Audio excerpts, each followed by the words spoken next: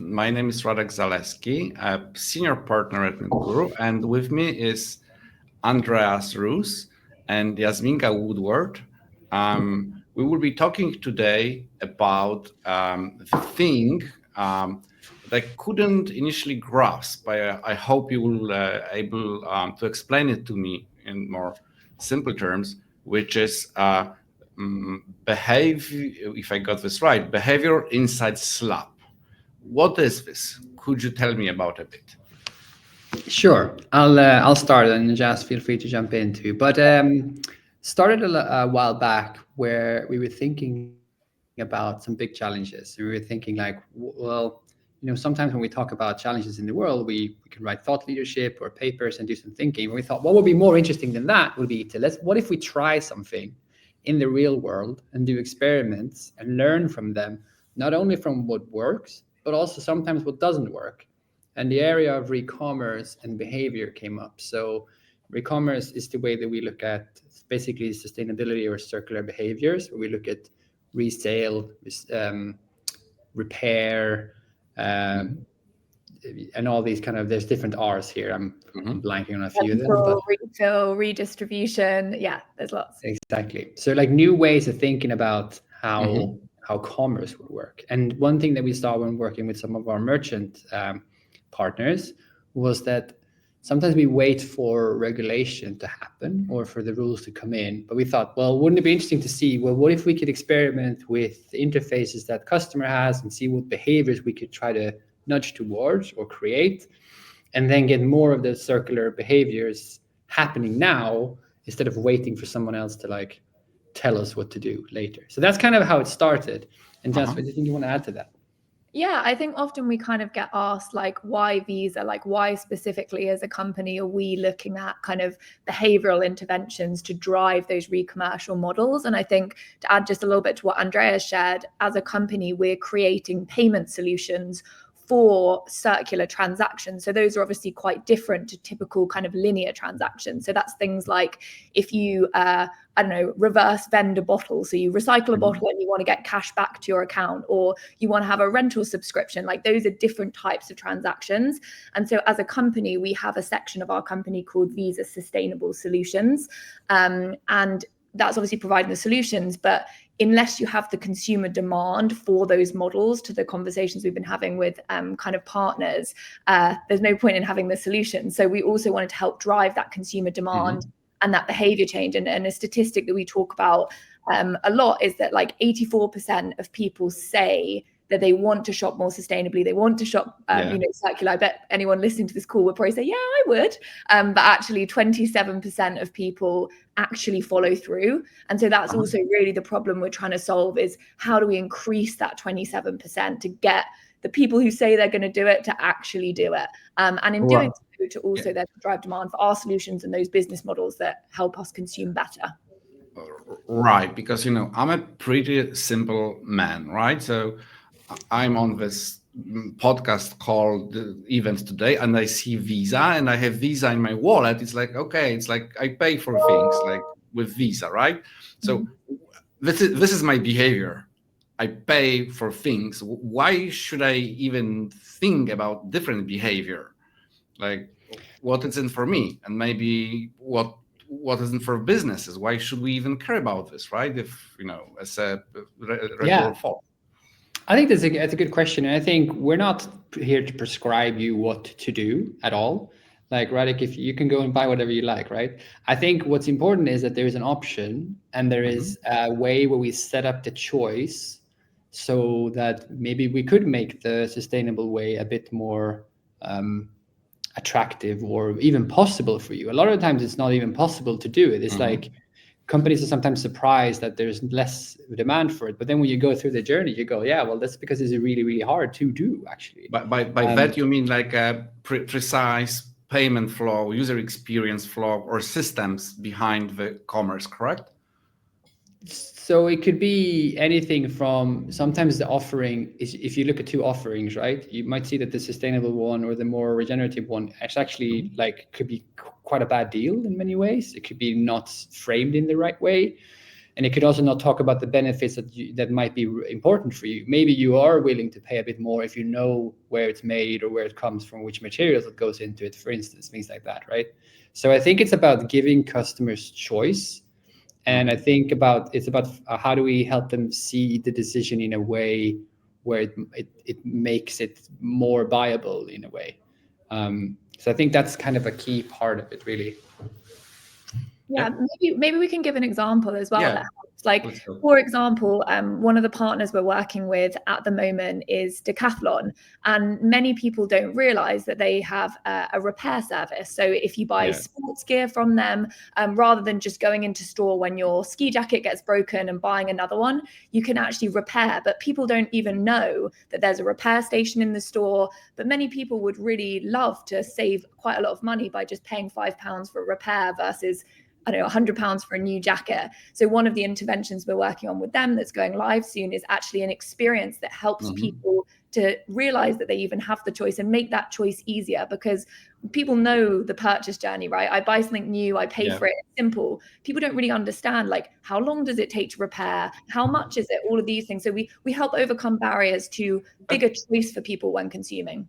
That's spot on. So I would just share my experiences. So I was born in poor country, basically, right? It was a socialist country in year 81.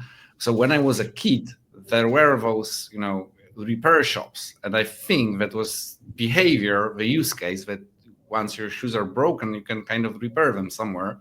Right now, it doesn't look like this. I don't think there are a lot of such shops.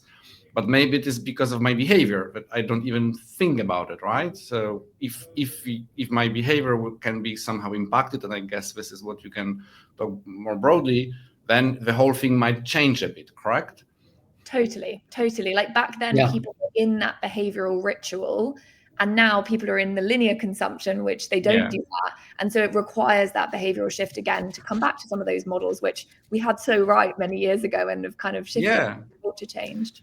And I think one thing we can say too is, like, this is not something that we're doing by ourselves. We have a partnership with the Ellen MacArthur Foundation, so they really informed a lot around the circularity piece of it and how to like move towards that. And we kind of can see that the make, take, and the linear economy is there needs to be a transition at some point in some way, shape, or form, right? So I think it's like starting to think a little bit about that and how that changes both products and services that we deliver, but also how can like a small merchant learn from the stuff that we will be doing with Decathlon, but also the cases we've done with COS and the thing we have a thing running now with Selfridges. So what we're doing too is we're open sourcing those results and giving people the toolkit to try their own experiments. So I think that's also a key reason why we want to be here today to talk about this, so we can share the toolkits and the stuff more with merchants who want to try and do their own experiments around this. Right. So we are already 10 minutes into the conversations. If you're watching this and you have questions, please write them down whenever you are watching this. I will try to read them aloud, and we might have an answer. So feel free to do this. I will start with my own question. So again, don't treat this as an attack. I'm trying to understand this whole thing as a small boy from a poor country. When I think, Visa and commerce, I only think like profit. Like, let's make money, right? It's about payments, about paying stuff. It's like consumption, capitalism. You know the drill, right? And so, how do we empower businesses to think about those solutions, not only from the perspective, it is good thing to do, but also from a perspective, it is a good business, right? How do we change this behavior? I think, go ahead. No, go for it. I was going to say, totally. I think that's actually a big part of our message at Visa is like, it's great for planet, it's great for people, but also it is great for profit as well. And there's some incredible studies about how actually there's even potentially bigger opportunities in the circular economy, because where previously there would be like one transaction per item, in the circular economy, items will circulate multiple times. Or rental models, like there's more juice in each item, shall we say, from a profit perspective. And so there can be up to like 25 times more transactions per item. And they value the circular economy to be like, by 2030, I think it's 4.6 billion is what it's going to be worth. So that's the great thing here, is that actually this model that can do great things for planet and also for people there is that element to it. Absolutely. Yeah. And one thing I would add to that too is we have also seen that some of our clients who are normally banks are also starting to create models where they can look at a business and say, okay, how sustainable is it? Is it even regenerative? And they can then see that the risk of investing in a business like that is a lot lower because they build their business differently, right? So there is a very strong profit aspect of that, or at least revenue, right? You also see that sometimes where in society too, you see somehow how like some of the mortgages that are coming out are more tied to your house's energy credentials and things like that, right? So all of that stuff is kind of, you can see that it's kind of slowly moving in that direction. So I think there's definitely value to be had there. I think the chicken and egg scenario has been that problem of like, well, we don't see the behavior, so we're not going to do anything about it, right? We now can prove that, hey, in this experiment, like if we take the one we did with cost, we saw a 21% uplift in doing different messaging where we focused around a community side instead of a kind of not that and a control. There's a 21% difference in uptake of resell, which is quite a big difference, especially online, right? Where you can kind of see that you can translate into more revenue profit if that's so. You're kind of doing something that is good for the world, but it's ultimately good for your business. And I think today, when we know that everything is very complicated and complex in businesses, I think experimentation is the key to everything. Because a lot of stuff we think we know, we don't actually know, and we don't have any data to prove it, then we could argue that we don't actually know it, right? Is it possible that we try to go deeper in some of the examples of if you can share behaviors that you observed or exact case studies that you observed? Is it in consumer or on the business side? I will share mine first.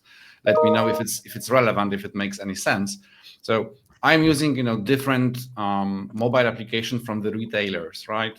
Fashion, other stuff, and some of those retailers started to kind of using better design, showcase me which items I bought when, showing me some kind of a collections, and they are gently pushing me sometimes questions like, are you still using it? Or were you happy with the purchase? Are you thinking about maybe selling this item, right? And for me, it's like, this is, from my view, this is a proper user experience and a proper motivation. I never thought about those things. I often, honestly speaking, sometimes I even forgot about them. And right now, this app is telling me, hey, this toy that you bought for your kid probably is older. What are you going to do next, right? And there's, of course, the business side of it, that they're running a marketplace, right? So, of course, they want me to resell it on their ecosystem. But ultimately, to finish my story, I feel like this is the right experience for me. I don't want to use the other, retailing application because all of my stuff or majority of my stuff is already in it. The switching cost might be, too high, right? At least this is what I'm thinking that might be the case. Am I right, or any such cases you could share? I think there are cases. We can talk about some cases. I'll let if you want to talk about a case, we can. I would just think I would say something first. I think it's also about appreciating that we think we're really rational as humans, but we're not. And we make all sorts of strange decisions for all sorts of strange reasons. And I think sometimes you need something that like acknowledges that and interrupts that and just poses that question to you, right? So if that helps you to get stuff out of your room that you don't need anymore and you make a little bit of extra money, I think that's a really good outcome. So I think like behaviorally thinking through the reasons why someone is and isn't doing what you're offering is quite a valuable exercise. Jess, you want to talk specifically about one of our cases? Sure, yeah. Maybe I can touch on the COS case that you mentioned previously. So with COS, which is a brand as part of their H&M group, the key kind of objective or behavior change they wanted to see is they wanted to get a younger generation to start shopping with the brand. And because the price point of course is slightly more premium, the resale market is a great way for younger consumers to get in, because you can get a really high quality coat on resale that's much better than fast fashion but is good value. So the brief to us was like, how can you help us drive more young people to consider resale? And so what we did, and this is kind of the process that we go through to kind of give an insight, is we have a problem space, we map the customer journey, we look at like what are the kind of, we call them mind states, what are the intrinsic values of our customer group. So in the case of the younger consumer, the things that come up around resale is community. So platforms like Depop and stuff like that show that there's huge kind of culture and community around resale. And then also value. So younger consumers have typically slightly less disposable income. And I think maybe we also did sustainability, pure environmental values on there as well. I can't quite remember, but definitely those first two. And then we tested those two with a control piece of communication. So we used TikTok, and we put out kind of different ads for cause resale, but using messaging that infused behavioral intervention around community. So framed resale as something you do as a group and that you're part of something, or one that framed resale as something that gives you better value, and then one that was just a standard communication with no behavioral intervention in there. And this is like, we're talking changing 2 or 3 words in the copy. And we found that when we tested all of those and what the click-through rate was, that the community one performed the best. So it increased click-through to resale by 21%. Which is really significant, you know, for a first trial. So that's a great example of kind of the work we're doing, and it's so simple. And then we have created a blueprint for, you can use ChatGPT to quickly change your own copy to be able to have an intervention in there that increases your own uptake of resale for any business anywhere. We are slowly moving towards the end of the conversation. Final maybe question or maybe inspiration for the people who might be listening right now or later, how to start if I'm business leader thinking around this topic, like what is the next step for me? I think I would go and read our playbook selfishly, because there's a lot of good findings in that. And there's also some tools to get started. We also have a toolkit, which is relatively straightforward to try. And of course, like, you know, you can start it by yourself. We also do run the Behavioral Insights Lab here, or specifically around e-commerce. If that's an area, then we're on the Visa website, and there's a form there if anybody wants to get in touch through that. We have a couple of cases running now, as Jas mentioned, and we've done also around reusable packaging, and then the cost ones you mentioned, and there's repairs, and there's refill also going on. So if it is a topic in those areas, that could be very interesting too. But I think the key thing is to like have an experimentation strategy in general for your business, right? Think about how do you try out things that seems that they might not work, and then it turns out that they do. I think what Jas mentioned is actually like super interesting in the way that like sometimes we think that we need to talk about sustainable solutions or sustainability in that way, but actually we find that maybe that isn't the best, most effective way to talk about it. Maybe it's like something else. Like in your case, Radek, you get rid of some of the stuff you have, versus like the plastic impact might not make that big of a difference for you, right? So I think it's just like being able to disconnect from those small differences and those small like thinking challenges that we have. Thank you for that comment. Yes, anything to add on this, and we would have to wrap it up? No, I completely agree with what Andreas said. We have literally a step-by-step toolkit. We have our playbook, and I agree. It's a mindset of experimentation. You can do this through the smallest steps, and yeah, just give it a go and get in touch as well. We're happy to chat to anyone about this. Yes, Andreas, thank you for the conversation. My son clearly heard my ideas about re-commercing his toys right now.